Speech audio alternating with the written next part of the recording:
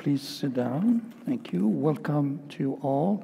I have on this panel 4 health specialists. Some of them are transnational, some are more familiar with typically localized problematic health situations. On my left here immediately, Maddalena Campioni from UNAID, and a colleague of hers, Patrick Noack. If I'm misspelling, you will tell me, please. George Bwelle from Cameroon, who will tell you about a very specific and great experience of his. And finally, Jean-François de Lavison. I will not tell you more about each one of them, because my question to each will be for each one of them to introduce themselves first. 2 speakers will speak in French, 2 panelists will speak in French, and 2 in English. Maddalena, please, 5 minutes each. Can you introduce yourself quickly and tell us what exactly is your expertise and what kind of a problem you're dealing with and what kind of solutions you are proposing or implementing? Thank you very much. So, and thank you all for being here and for inviting me to speak. I'm former UNAIDS, the UN agency that deals with the HIV/AIDS diseases. And I do scenarios for a living. I've been doing that for the past 15 years. And I now work for scenario development, which is, let's say, in the private sectors, and is developing scenario for the future. We're mainly doing work for health, for the future of health, but it's also concentrating on international development in general, sustainability, climate change, and science and technology. So it's about the future. It's all about the future. I think the most interesting thing is what we've been doing at UNAIDS. I say we because both Patrick and I were co-leading this. We were working for the executive director, Michel Sidibé, and we were developing global scenario for the future of AIDS. And there it was very interesting because we did it region by region. UNAIDS has divided the world into 7 regions. And each region is so very different. And you cannot expect to find the same solution globally that works in every region. So for me, if I have to propose a solution, is to actually to look at the community, to look at the local culture, to look at the environment and the context in which the solution needs to succeed. You cannot expect to find one size fits all.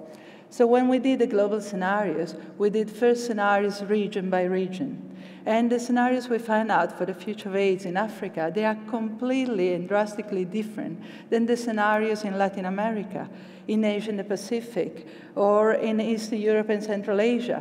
You find a different context.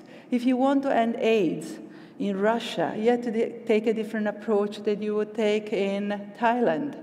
And the reason being is that if Russia wanted to end AIDS, they could do it tomorrow.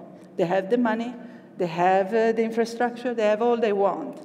But it's about the leadership, it's about the willingness to do it, and it's about the alignment of all these things to actually reaching it. So my solution would be to look at the wider context as well as the local reality in which you need to address any issue you want to address. Thank you. Which, Jean-François de Lavison, ça pose très bien le problème de la fracture en matière de santé publique. Et finalement, ici, ce n'est pas une question de moyens, ce que nous apprenons, c'est une question de leadership. C'est quoi exactement, comment vous voyez les choses? Bien, merci d'abord pour l'invitation. Et puis, je suis très heureux de partager ce panel avec ces trois collègues. Donc, je suis Jean-François de Lavison. J'ai travaillé pendant 30 ans dans l'industrie de la santé J'ai, pendant 10 ans, été président d'une grande ONG française, donc ça m'a permis de voir un petit peu les deux phases de choses. Et j'ai créé maintenant, il y a 7 ans, ma propre organisation dont l'objectif est d'accompagner, de conseiller les grands acteurs dans le domaine de la santé dans le monde, que sont les grandes organisations internationales comme l'OMS, comme les grandes fondations, comme la fondation de Bill et Melinda Gates, et puis aussi, à côté, de monter des projets très concrets sur le terrain, dans des pays difficiles. Très content d'être avec Georges ici, qui fait, lui, au Cameroun, ce que nous faisons au Burundi, avec une conviction qui est de... Nous avons les solutions aujourd'hui, nous avons les hommes et les femmes pour faire de ces solutions des succès. Ce que nous ne savons pas faire, c'est créer des passerelles, c'est bridging the world, comme disent les Américains. Et tout mon engagement aujourd'hui, et ça je l'ai appris grâce à mon expérience dans le domaine de l'industrie, c'est de travailler avec des partenariats. On a cité UNAIDS, il y a d'autres partenariats, il y a Stop TB, il y a Rollback Malaria, et on se rend compte que quand on réussit à mettre autour de la table tous les acteurs de la santé, que ce soit la société civile, que ce soit les ONG, que ce soit les entreprises, que ce soit les fondations, que ce soit les organisations internationales, et bien quand on est tous ensemble autour d'une table avec un objectif commun, on est quand même beaucoup plus efficace que quand chacun essaye de faire ses choses dans son coin. Donc je crois qu'il y a vraiment un besoin très fort de leadership. Et ce que je voudrais dire, c'est que je pense que depuis 40 ans que je travaille maintenant dans le domaine de la santé, je peux dire vraiment que les choses évoluent dans le bon sens. On aimerait les faire évoluer plus vite. Je crois que ce qu'on a entendu depuis hier comme témoignage montre effectivement que sur le terrain, il y a des choses absolument fantastiques qui se mettent en place. Je crois qu'il y a une prise de conscience de la part des grandes organisations pour faire évoluer les choses. Et que je pense qu'effectivement, si chacun d'entre nous sommes des acteurs et des acteurs dans un objectif de globalisation, on y arrivera. Merci beaucoup. Patrick, this clearly poses the question of transnational collaboration in the health, in addressing the health issues and problems. You're from the UN, a typically transnational organization. What can you tell us about, the projects and exactly what you're proposing to within this framework? Who are the stakeholders, who are the beneficiaries, etc.? Well, good afternoon. Like Maddalena, I am former UN. Until very recently, we were advising the executive director on the future of AIDS and the future of ending AIDS. Right now, I'm one of the co-founders of Scenario Development as well. Also, I was manager of technology foresight for the CTBTO, which is a treaty monitoring organization of the UN, and it's the comprehensive nuclear test ban treaty organization. So it's an organization that monitors the world for any clandestine nuclear tests. And the reason I'm mentioning that is because there are so many big transnational challenges, as we're discussing right now. They cannot be addressed by one actor alone. And as was said earlier, the importance of bringing together the different stakeholders to addressing the issues, to understanding their points of view, to understanding their own points of leverage cannot be understated. I would also add to that, and this is something that has been really born out of our experience over the past 15 years, is that it is vital to bring all these stakeholders together, but it's also critical to bring into the room those stakeholders who might, in a sense, be actively working against where you want to go. And that is simply because we need to understand who they are, how they organize, what they do, and where they want to go. So, though we have been working on major health issues like HIV and AIDS and pandemic influenza, Ebola and other things, we've also been working on issues such as reconstruction and stabilization of Somalia. And there it is really important to bring in people like Al-Shabaab, the pirates. They are part of an organized structure, of an organized movement that are so far ahead in terms of their planning and thinking that we cannot ignore what they do, what they think, and what they ultimately enact. So if we don't do that, we blindside ourselves to a very important element of the future.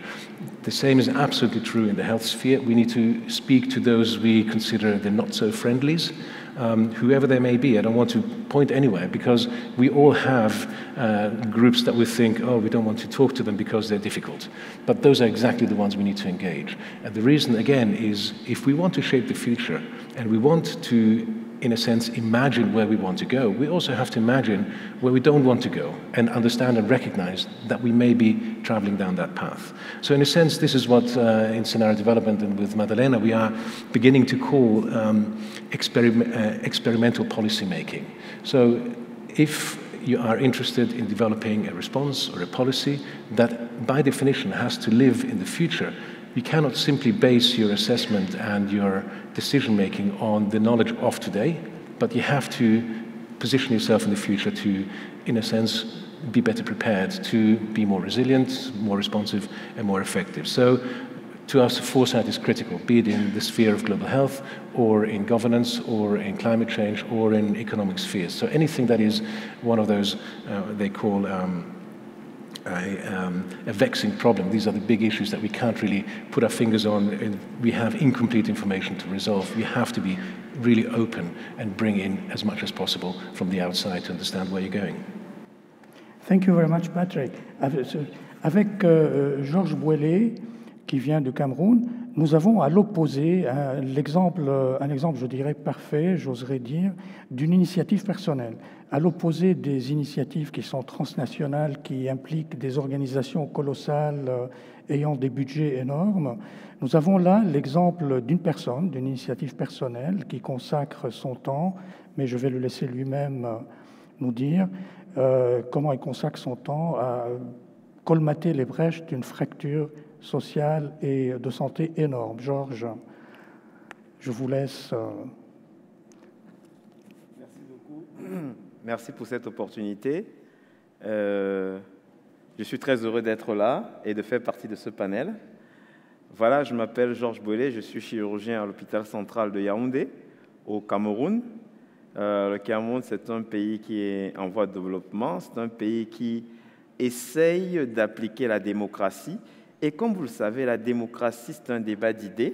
Et lorsque quelqu'un vous donne son idée, il faut la comprendre pour pouvoir faire un choix. Pour pouvoir faire un choix, il faut donc comprendre l'idée de l'autre avant de décider.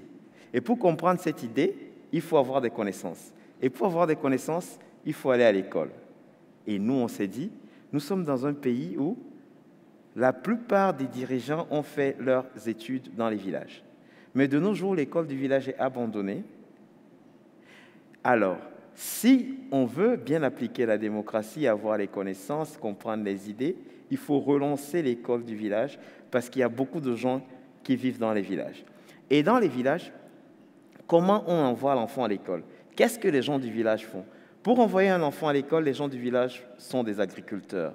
Ils doivent travailler. C'est la principale activité économique de nos pays. Et l'agriculture n'est pas industrialisée. Donc, ce sont des gens qui travaillent à la main. Et quand ils travaillent à la main, ils sollicitent leurs muscles abdominaux et ils ont des maladies. Et quand vous venez, vous leur dites, c'est bien beau, envoie ton enfant à l'école et tout, ils vont vous répondre, on n'a pas d'argent. D'où vient le second problème qu'est la pauvreté.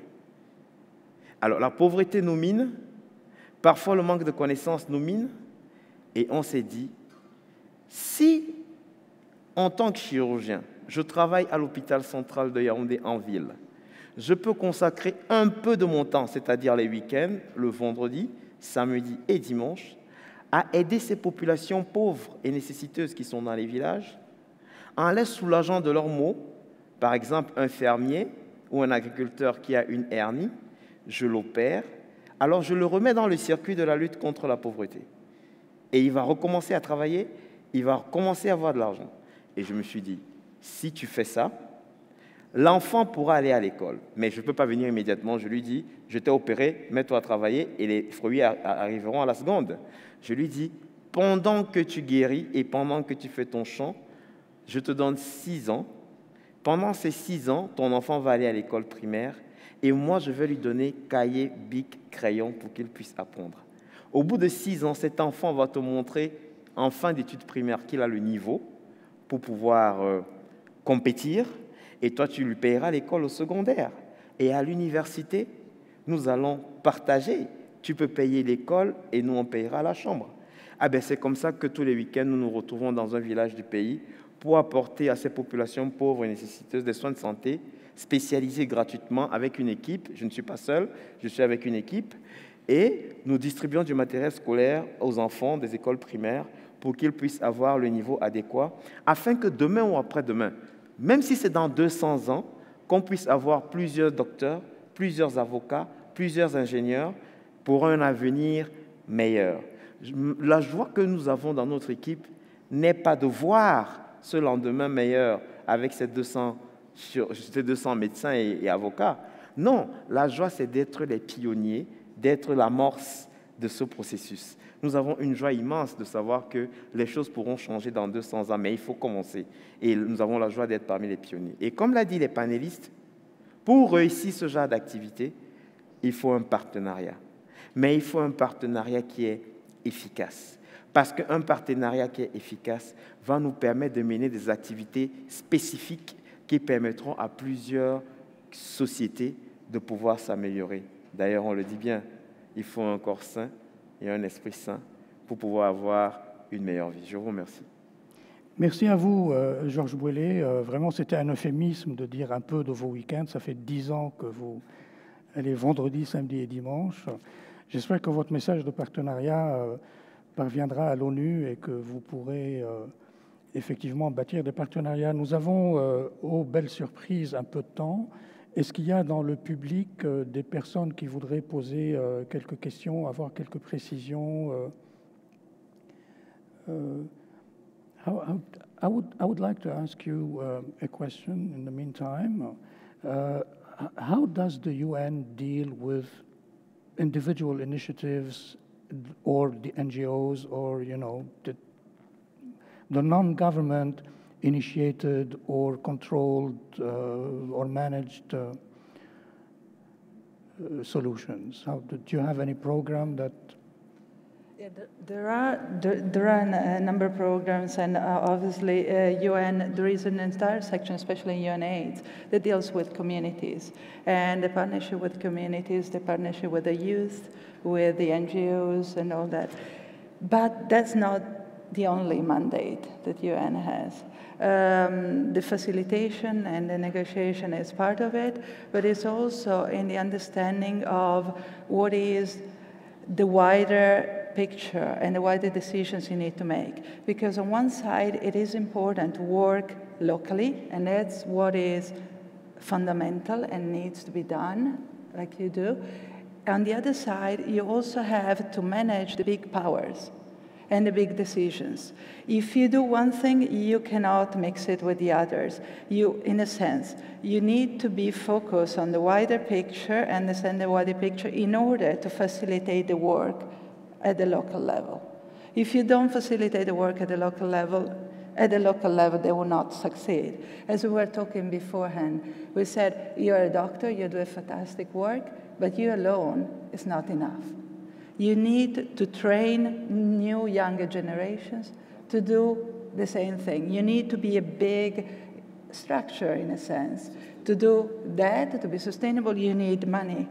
In order to have the money, you need a structure that is able to absorb the money and to facilitate the work with big organizations like UN. In order for UN to work, it needs to work at that level with the governments, different governments, to align all the decisions, the priorities, and where does the finance go, where is more effective, where is less effective. So in a sense, UN can help, but at the same time cannot work at that level. So you have to go through governments and you have to official go through state NGOs. instances. Yeah. Okay. So they need to work together, you know, both levels. But at the same time, there are different things. They need to act, but at different levels. So often we have this question where they ask what UN can do. UN can facilitate and help and be on the negotiating side, but cannot actually act. Okay. At a specific side. And there we need NGOs, we need great people like yourself. Thank you. I think Jean-François...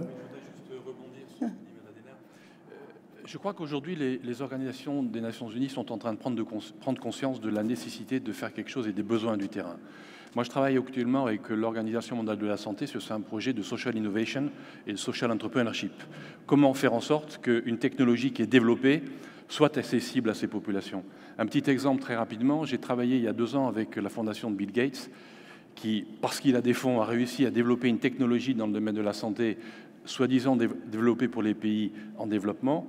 Et cette technologie, une fois qu'elle a été sur la table, on s'est dit comment on va faire en sorte qu'elle soit accessible aux gens qui en ont besoin.